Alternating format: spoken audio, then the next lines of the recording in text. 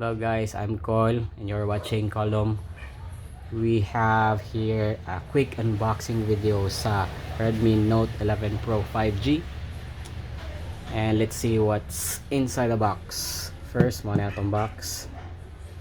So, nadala tong specs, quick specs. 8GB of RAM, 128GB of storage.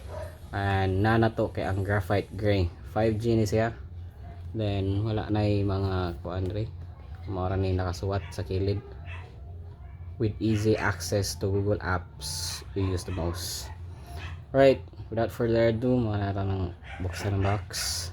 Then makita na nato ang inside dere sa box, which we have ang papers niya na dinhi and with free jelly case, I guess. So I think na free jelly case. Ano pagabli pagkaragay. Okay, naada yun ang SIM ejector tray, jelly case, and then all the papers inside. And I think color white ato ang jelly case. So atong butang diha. Then phone dayon. Then sa paisod ani.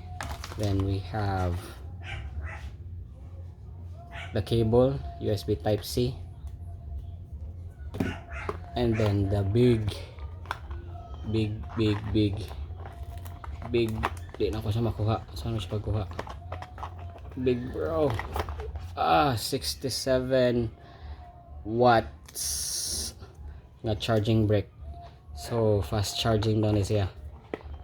And we'll see for a separate video na. So muna na rin yung phone din. So quick specs ninyo makita.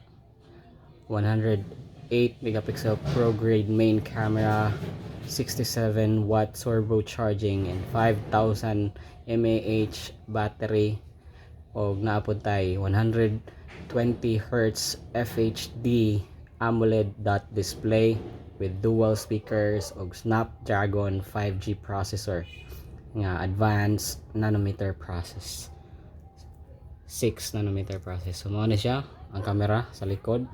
So very nindot kayo, kanawa, and very slim and sleek, nipis kina siya. Then I believe kani siya sa kilid atong power button nga equip og fingerprint sensor. Then above ana kay ang volume rocker, then speaker below, SIM tray nasa ubos, then katong USB type C. Then on the left side wala na, very plain and simple, and very big display ni siya.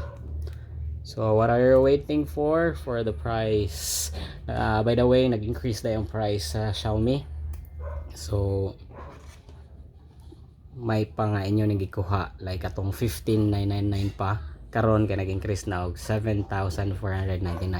So thank you guys for watching. We hope to see you for another video. And goodbye for now.